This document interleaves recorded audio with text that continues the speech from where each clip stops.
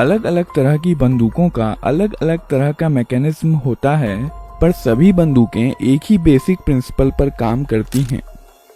Fully automatic बंदूकों से अलग, जो कि लगातार फायर कर सकती हैं, सेमी ऑटोमेटिक बंदूकें एक बार ट्रिगर दबाने पर एक ही राउंड फायर करती हैं। यह एक 9mm सेमी ऑटोमेटिक पिस्तौल है। इस वीडियो में हम देखेंगे कि सेमी ऑटोमेटिक हैंडगन्स और पिस्तौलें कैसे काम करती हैं। यह एक कारतूस या कार्ट्रिज है। इसे मैगजीन में लोड किया जाता है, जिसमें स्प्रिंग और फॉलोअर इस पर दबाव बनाए रखते हैं।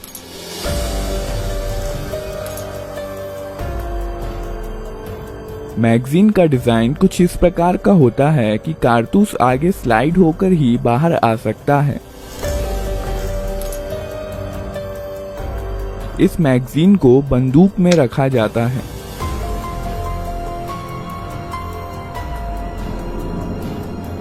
यहाँ पर बंदूक के अंदर के महत्वपूर्ण पार्ट्स दिखाए गए हैं।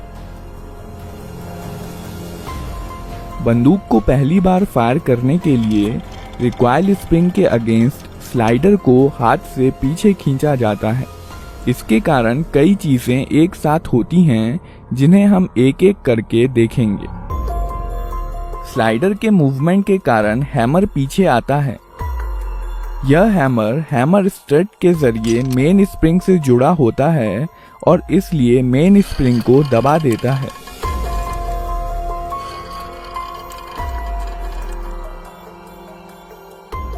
यह सीयर है। यह हैमर के मूवमेंट को कंट्रोल करता है।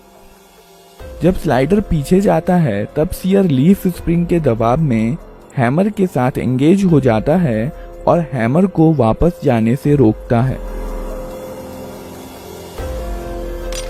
जब स्लाइडर को छोड़ दिया जाता है, तब रिकॉइल स्प्रिंग के कारण स्लाइडर अपनी पहले वाली स्थिति में चला जाता है, जबकि हैमर सीयर के कारण अपनी स्थिति में बना रहता है। इस प्रक्रिया को कॉकिंग कहते हैं। जब स्लाइडर पीछे आता है, तो इस पर बने प्रोजेक्शन बैरल को पीछे की ओर धकेलते हैं, जिसके कारण बैरल कुछ नीचे हो जाता है और इसलिए अब इसमें कारतूस आसानी से भरा जा सकता है। जब स्लाइडर वापस लौट रहा होता है, तो यह एक कारतूस बैरल में ले जाता है और बैरल को अपनी पहले वाली स्थिति में धकेल देता है। कारतूस का पिछला हिस्सा एक्सट्रैक्टर में फंस जाता है, जो कि स्लाइडर से जुड़ा होता है। पिस्तौल अब फायर करने के लिए तैयार है। जब ट्रिगर दबाया जाता है, सीयर डिस्कनेक्टर के माध्यम से धकेल दिया जाता है, जिसके कारण यह हैमर से डिसएंगेज हो जाता है। हैमर अब फ्री है और मेन स्प्रिंग के दबाव में यह फायरिंग पिन, जो कि स्लाइडर में फिक्स्ड होती है, से जा टकराता है। बदले में यह फायरिंग पिन कारतूस के प्राइमर पर स्ट्राइक करती है।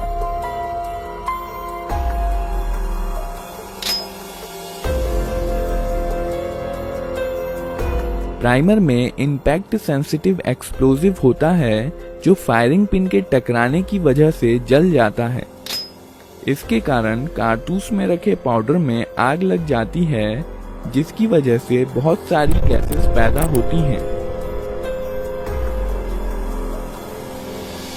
और इस प्रकार बुलेट के पीछे की जगह बेहद हाई प्रेशर गैसों से भर जाती है। इसलिए बुलेट पर पीछे से बल लगता है, जिसके कारण बुलेट बहुत तेज गति के साथ बैरल से बाहर निकलती है। बुलेट के बाहर आ जाने पर यह गैसेस एटमॉस्फेयर में चली जाती हैं और अब यह बुलेट पर कोई बल नहीं लगाती हैं और बुलेट अपने मोमेंटम के कारण आगे बढ़ती जाती हैं।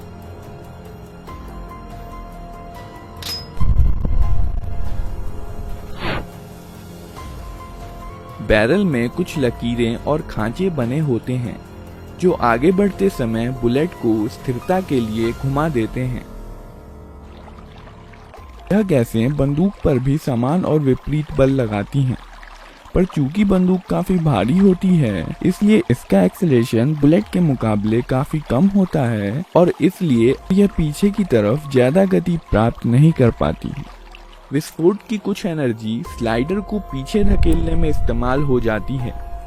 केस या खोखा स्लाइडर के साथ पीछे आता है और इजेक्टर की मदद से बाहर निकाल दिया जाता है।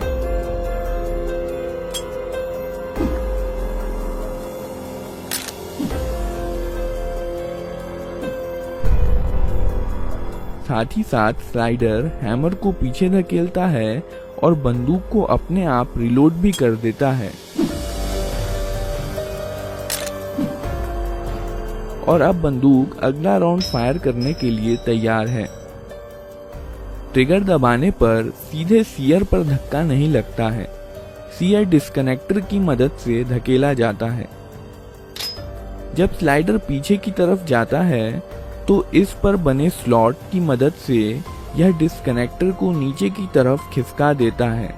अब ट्रिगर और सीयर अलग हो गए हैं और इसलिए ट्रिगर दबे होने पर भी सीयर हैमर के साथ एंगेज हो सकता है। जब ट्रिगर छोड़ दिया जाता है तब डिस्कनेक्टर लीफ स्प्रिंग के दबाव के कारण स्लाइडर के स्लॉट में चला जाता है और अब बंदूक फिर से फायर की जा सकती है।